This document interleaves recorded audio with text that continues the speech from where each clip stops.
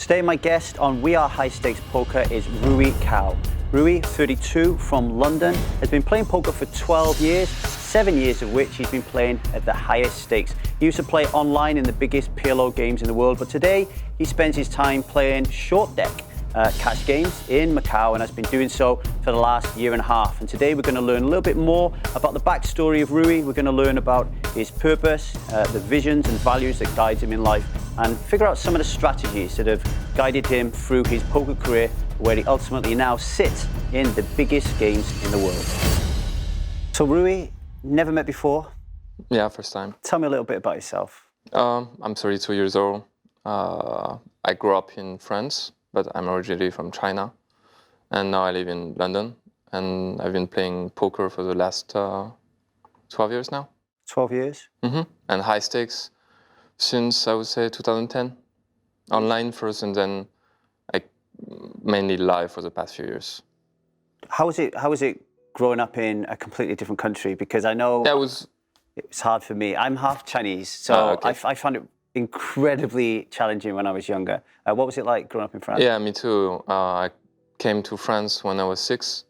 Everything was different. I didn't speak the language, so it was very hard in the beginning. But when you're a kid, I think you adjust fast. You just you learn things fast, and everything comes naturally, I guess. Well, it's brutal, isn't it? I mean, you know, in a way, you can compare it to the poker table in a little way. Yeah.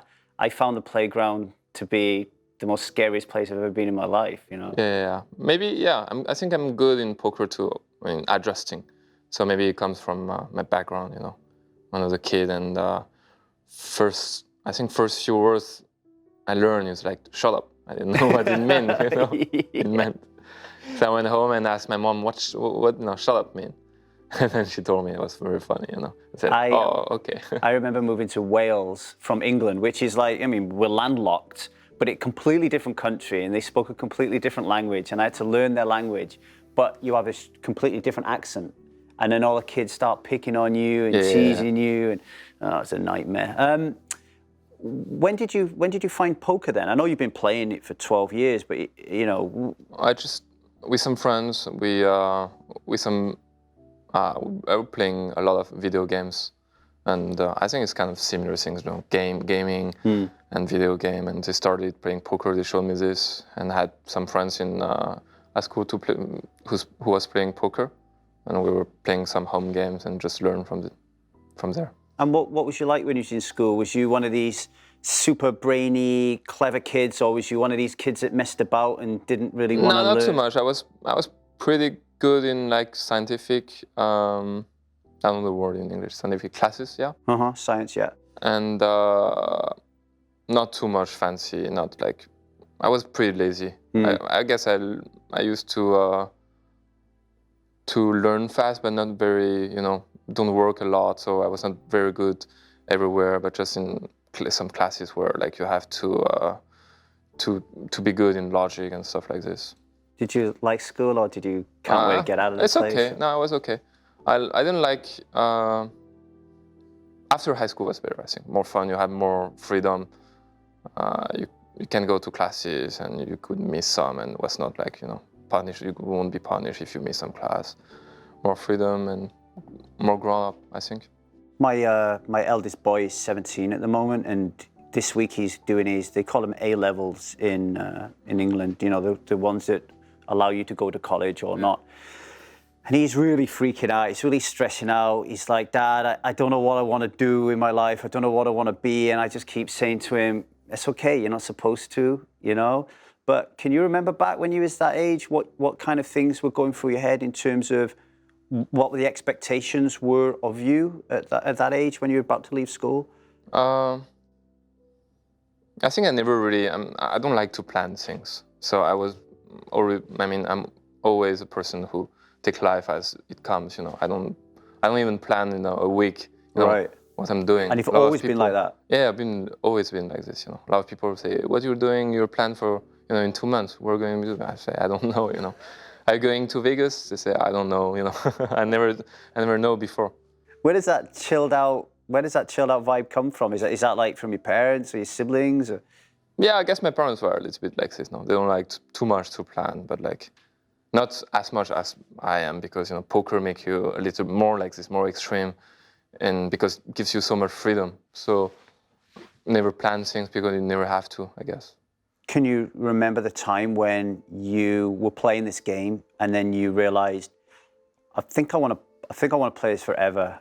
I think it was during my studies in undergraduate and just finished, and I had the choice between continuing, and I was pretty good in poker. Maybe I had like, I don't know, 100,000 at my name, had enough money to be financed myself, don't need my parents.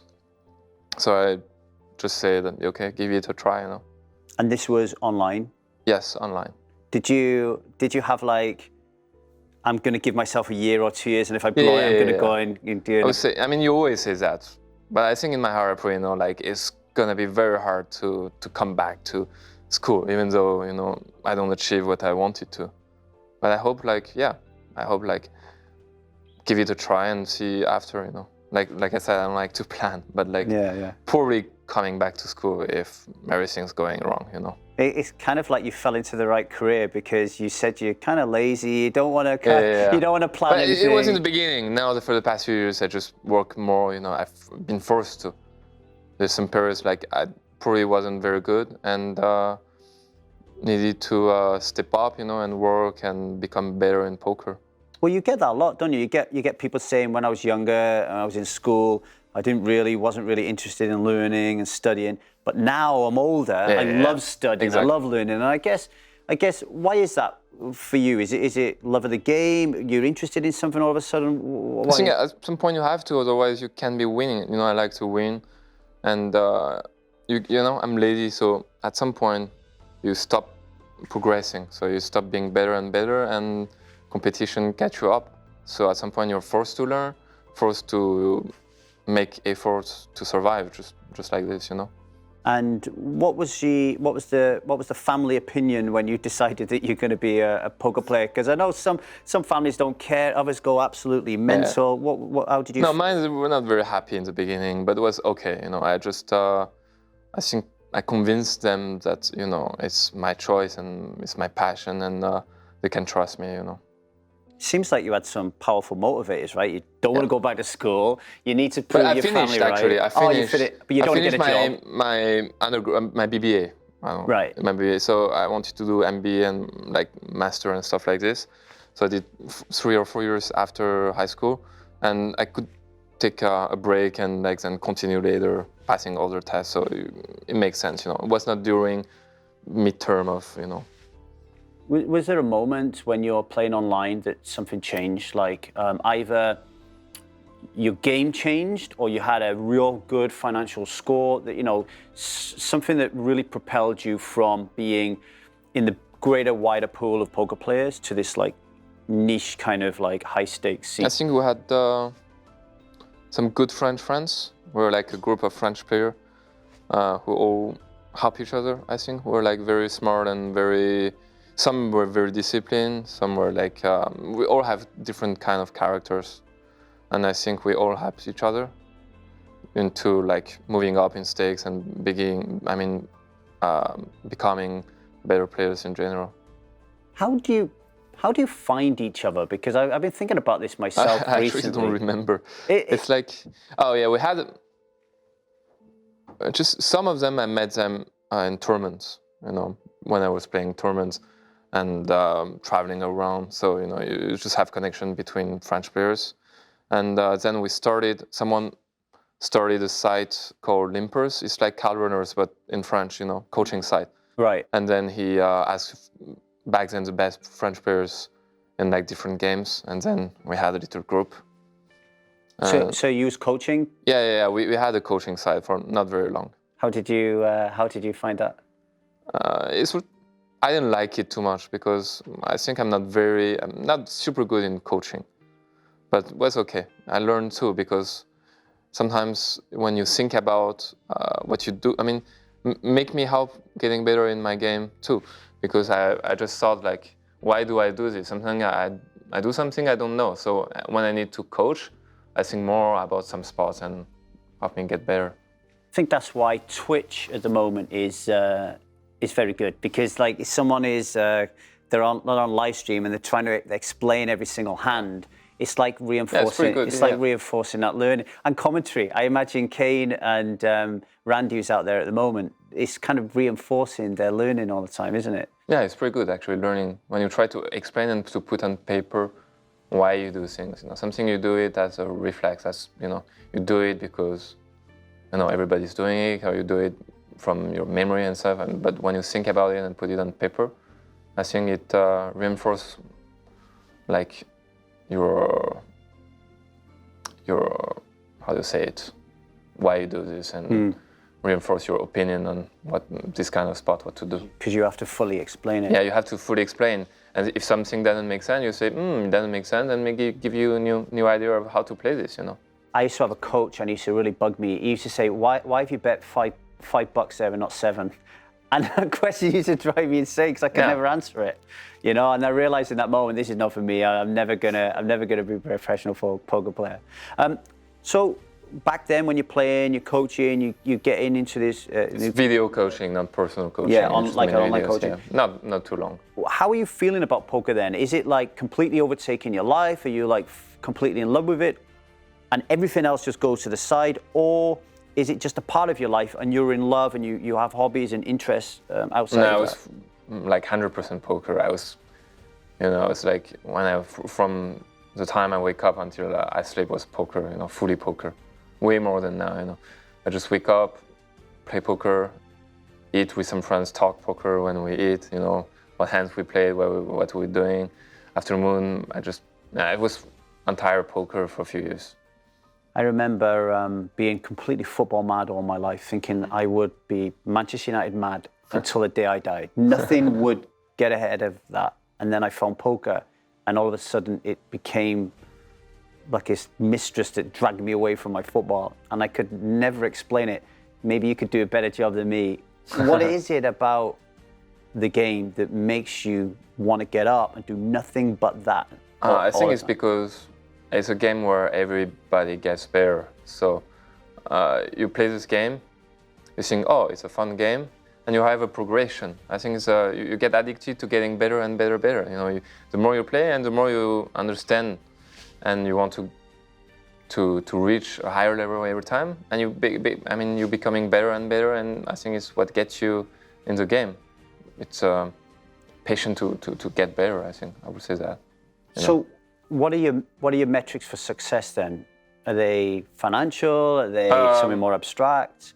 I mean, back then online, just grinding up the stakes. So the higher you play, okay, it's more proportional to the level too. I mean, the higher you get, the tougher the field is.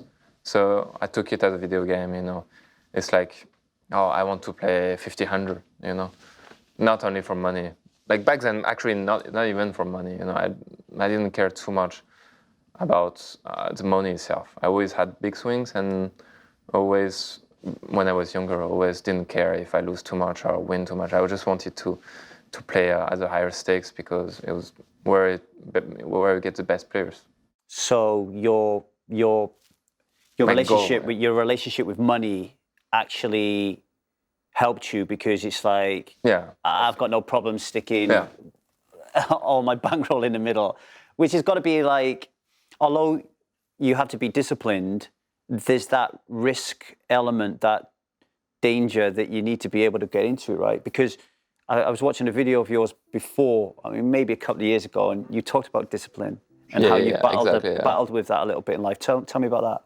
Yeah, I think in the beginning it was very well. You know, I could go broke in like a week and just regrind it back in 2 weeks and go broke, and just trying to move up in stake and didn't care too much about the bankroll management or everything. Just wanted to get to the higher stakes, you know, as quick as possible. Quick as you could. Yeah, it's probably not the right choice, but I was young, I didn't understand too much. But now my vision in poker is a bit different, you know. I have more financial interest in it. So, you know, I wouldn't say that I entirely play the game for the love of the game and to get at a higher stake. No, I want to, maybe I'm older, I want to be financially stable, you know, because at some point I can't go back to school. No, it's my job. I'm more disciplined. I cannot go broke and stuff like this. I just want to touch a little bit on that moment when you're waking up and it's nothing but poker. Now you're a lot wiser. You look back at that time period in your life. I'm not talking about technically poker related, but what advice would you give yourself if you could transport yourself? Life advice. What life advice would you give that kid now? How do you say it? Less stubborn. Like, I was very stubborn, and I always thought I was right. So I think it kind of slowed down my progression, because some sport I took time to understand that I was wrong. And it's a bit technical, but I would say that maybe trying to view things in different angles, I would say, and be more open-minded about some sports. I always thought that there is one way to play it, and sometimes you get other kind of visions who it's not necessarily, you don't think it's necessarily true, but once you open your mind, maybe you find some truth in about every kind of opinion. So you're talking there about developing the ability to take on board constructive criticism from friends or peers or people you respect. Yeah, kind of. Being more like open to criticize. Yeah. I was very at big ego. I think I still have a big ego, but I think more open to critics and something. So now you can see that by doing that you can develop and grow. Where back then you didn't realize it was actually stunting your growth. Yeah, exactly. Yeah. Talk a little bit about ego then. How important is ego? What role does it play in poker? I think the good part of ego is ambition. So I would say call ambition big. You want to get to that level. You're not scared. You want to try everything. You're not like something who's like, oh, I can never do it. So it's good part of ego. But there are some kind of bad part of ego who makes you think you're invincible and who make you, jump into the wrong spots and doing the wrong stuff because you have too much ego, And I think it's good to have a balance of both, to find the right thing. I think it's good to have ego, but not too much, There is good part of ego and wrong part of ego, and try to find out which is which. And just moving forward to where you are today, are you a goals-orientated person at all? Are you a goals-oriented? Do you set goals every year? No, I never set goals. Because you said you're very chilled out and relaxed. I never have goals. I try to achieve the most I can, but I never really have preset goals. Okay, I'm going to put you on the spot here now, Rui. Okay, so you intimated there that at some point now you're getting older, you're already at the highest stakes in the game, this never-ending game. You've realized that eventually it does have to end. Have you thought about that? Have you thought about how am I going to get to the end point of this game, this video game? How am I going to get to the end point if I haven't got a structure of goals about how I'm going to get there? Is that something that bothers you? I think it's natural. I think you don't plan things. Things happen to you. I don't think I can plan. I don't know how to plan.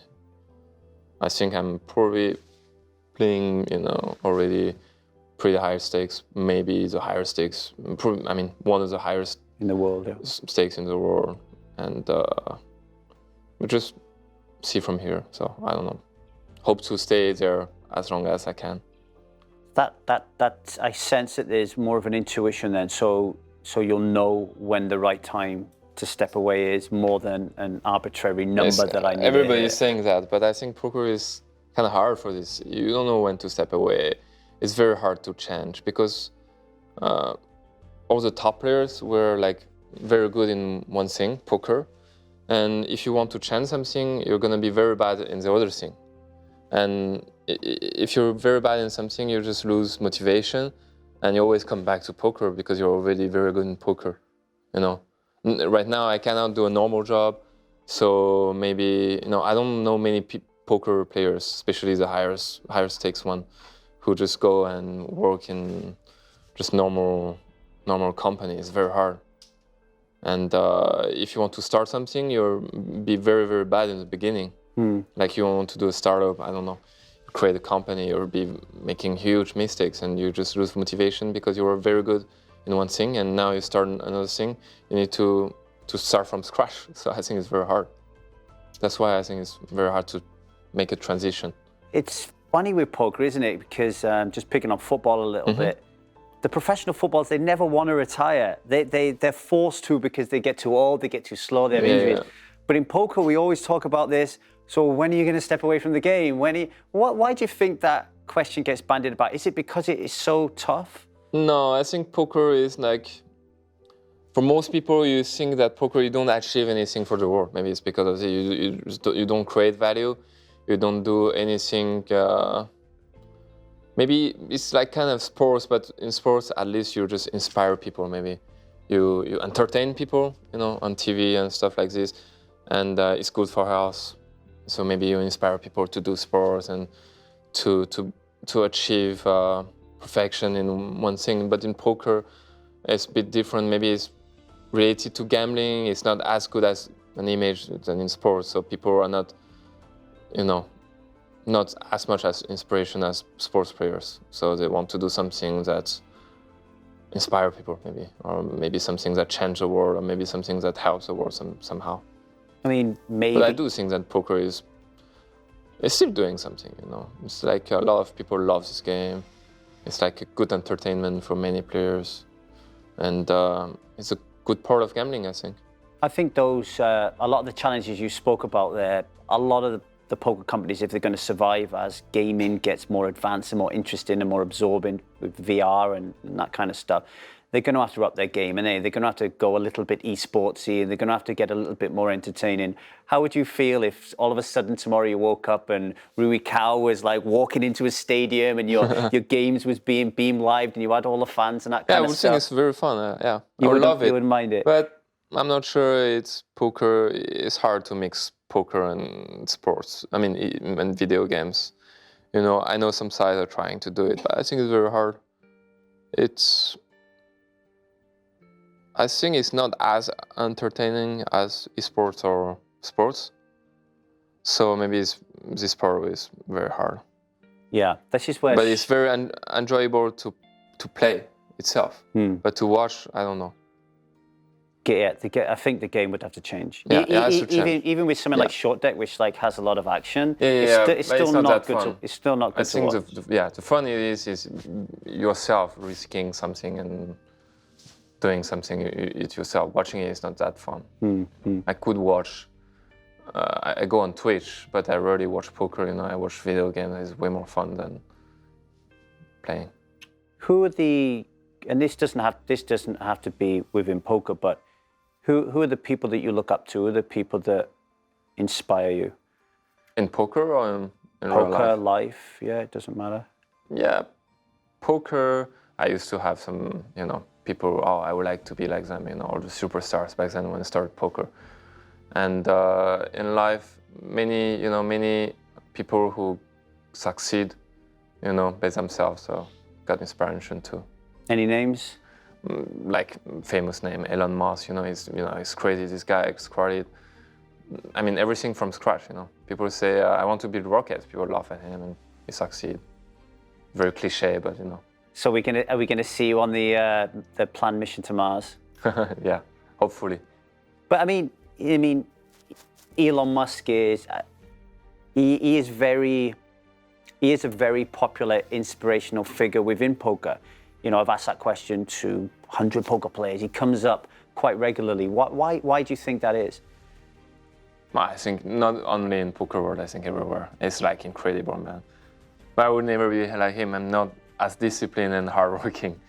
So it's so funny that here's the thing, right? It's so funny that you think that you're not like Elon Musk, but in a way you are, right? You're somebody who's bucked the trend of society. Society have said to you, look, Rui, this is what we want you to do.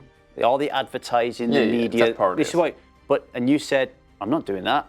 I'm going to do something completely different, which in a way is what Elon Musk has done, right? Yeah, but I think I've been lucky to find poker. I didn't choose not to follow the path. Just I had one opportunity, another path, and I was just there by, not really by my choice. The only choice I made is like, okay, don't go to school, but I just give it a try. Mm-hmm. But a lot of people fail too. You always say something like, you never succeed if you never try. But a lot of people try and fail, and you don't talk about those. What? So it's not necessarily always good to go to a different path, and so it's pretty hard to choose. If you were to give, again, go back to meet this wild Rui Cao, what advice would you be giving him to make it to the high stakes world? Because there'll be people watching this who are playing 1-2 maybe in the local casino, and the thought of playing in the kind of stakes that you do they just cannot fathom it. They might as well be trying to be Elon Musk. What are some of the real tangible actions that they should be taking to at least give them a shot at some point of being able to get to high stakes? I think for me, more discipline. Even though it was good to have like this crazy thing, because you learn, you make mistakes and you go back and make mistakes. You learn faster, but like more bankroll management, more discipline, more open to critics, like I said, and like maybe work more. I used to never work. I think it's a mistake. I think back then we didn't have to, because the game was softer. You just played. Yeah, I just played. But I think if I worked harder, I would go up quicker. Define work harder, because again, people might not necessarily know what or understand what that looks like. Really work, analyze some spots, like take a pen, paper, and work on statistics and work like exactly on, doing the proper work, like technically. And finally, how does poker make you feel? How does it make you feel? Yeah, how does poker make you feel? It's funny, because happiness for a poker player is very linked to the short-term results. Like, if in the past, few months I won, I'm very happy. But if in the past few months I lost, I'm not very, I don't really like poker and not enjoy life as much as if I had won the past 3 months. So it's like this. That sounds like another challenge. It's like goals. That sounds like another challenge. Yeah, it's like you said goals. It's like I watched documentary about happiness. It's fun, because happiness is like the difference between your expectation and the reality. And poker is like this. If you set too high expectation and you don't achieve it, you're gonna be sad. So just try not to set. It's good to set high goals, but if you set high goals and to achieve them, you're gonna be miserable. So. I guess it's also, it must be really difficult though to have like poker affect your life that much, given the swings that you have in poker. You must be a nightmare to live with. Like, coming up, what kind of mood are you going to be in today, depending on whether you win or lost? It's okay. No, I'm in real life. It's okay. Maybe I'm not as good. Maybe I could be in a bad mood, but it doesn't. Maybe it just goes away quick for me. You must be doing something right, because you've ended up where you are. I could lose a lot and be very sad, but like I just stand up from here like 2 days after, and okay. Is it the money? Do you look at the money and it makes you sad, or is it the mistakes, or is it a combination of both? Combination of both, I think. Rui, thanks for joining us. Really appreciate your time. Thank you. I am Rui Cao. I am High Stakes Poker.